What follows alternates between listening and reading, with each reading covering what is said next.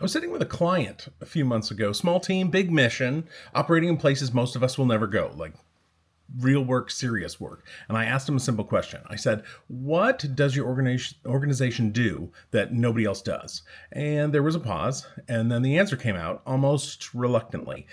They were sure they like really weren't sure what to say out loud.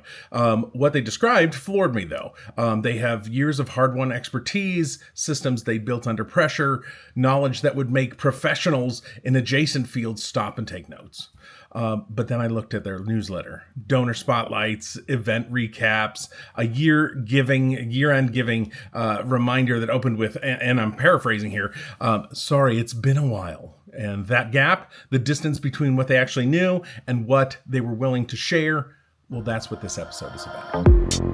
Let's start with that email that you've either sent or received, and it goes something like this. Hi, friends. I know it's been a while since you've heard from us. Things have been busy, and we're really sorry for the silence, but I want to talk through the apology. Not because it's unprofessional, not because it's annoying, though it is maybe a little, but because of what it reveals about the organization's self-perception. When you apologize for showing up in someone's inbox, you've made a decision before they've even opened the email that your message isn't really worth the wait. You've decided you're an interruption. And here's the thing.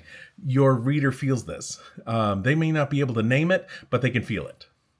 And the apology isn't just a bad opener. I mean, think of it if it happened personally, it would be terrible. It's a signal. It says, we're not sure we have anything worth saying. And if they're not sure, if you're not sure, then why would they be? Like, as a person, if I'm not excited about what I'm doing the most, how can I expect anyone else to be excited? Same thing. So here's the trade. Here's the frame I use with every organization I work with, and something for you to think about today.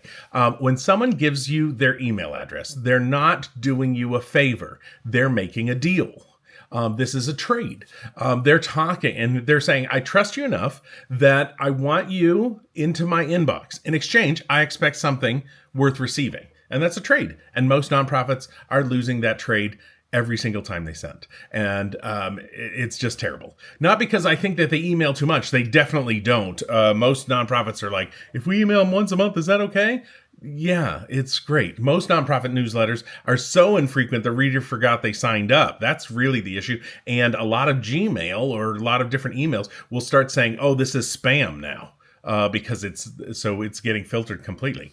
But because what they do send though is that it doesn't really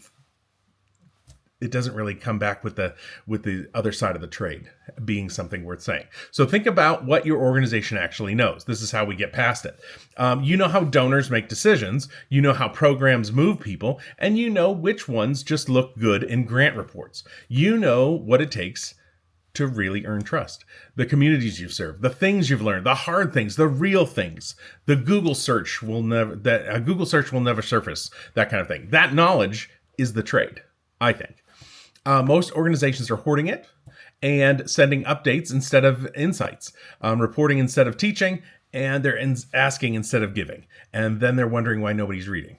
Because if you could send an email that would have information that is valuable, that you've got updates on what's going on and all the great things that you're doing, that's exciting. And I want to be a part of that. I want to know what's happening. Who doesn't need some good news right now, right? I think we all do. I call this the expertise gap. And so it's the distance between your organization, what your organization knows, and what you're willing to share. And I want to be clear, this isn't about oversharing. It's not about giving away your strategy or airing internal conflicts. It's not about recognizing that your knowledge that you take for granted is genuinely valuable. It really is, to the people that signed up to hear from you. So how do we start closing it? How do we start closing that gap? Well, first, we want to teach your process, okay? Not just your outcomes. Your readers don't just want to know you helped 200 families this quarter, which is good. That's good news. They want to know how you found them. What barriers did you hit? What you do differently? That's the story. That's what builds trust over time. Second, I want you to name the uncomfortable truths in your sector. Sometimes every field has some things that I just generally refer to as the crap sandwich. There's fields that everybody knows, but it's kind of, you don't really talk about it out loud. Organizations that are willing to say those things build audiences fast. Why? Vulnerability, because everyone else is playing it safe. So, and then the third, I want you to share what you're learning, not just what you've done. A newsletter that says, hey, here's what we tried, here's what we broke, here's what we're doing differently, is worth 10 newsletters that only reports wins. People connect with organizations in motion. Not all organizations are performing successfully. Think about just an average story. If it doesn't go up and down, it's not very interesting. If it's just like win, win, win. I mean, DJ Khaled would probably have a lot to say about that, right? Yes. So here's what I want to leave with you today, not DJ Khaled. If you're not sure what your organization has worth trading, I want you to ask yourself 3 questions. What do we know that outsiders consistently get wrong about our work? Like the gap between perception and reality. That's a great newsletter. If you're in human services and people are saying things like, well, how do you find out that there are, I think this is always a funny thing in LA when we talk about how many families or how many people are on the street. That number will vary wildly, and nobody talks about why that is. Why does it vary wildly? Because there are groups that are taking from over here and there, and that is a great newsletter. I would love that knowledge. That would be really good. Here's another question. What decisions do you regularly make that would surprise people if they saw inside the process? That transparency, also a great newsletter. And then last one, what have we failed at recently? What did we learn? That honesty is a great newsletter.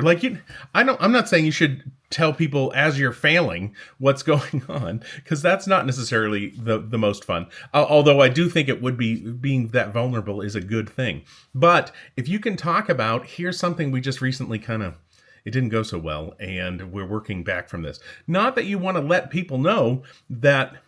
Again, the point is not to show people your failings. The point is to show you're growing, you're learning.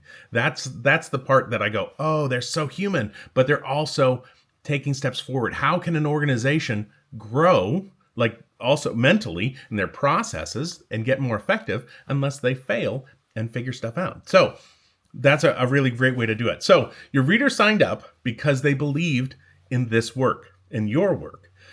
So you want to write your newsletter as something you believe in too. Okay, so that's what I want you to think about for today. If this has landed for you, I'd love for you to share this with a nonprofit that you know, or a mission-driven team that's staring at a blank email draft for too long, maybe.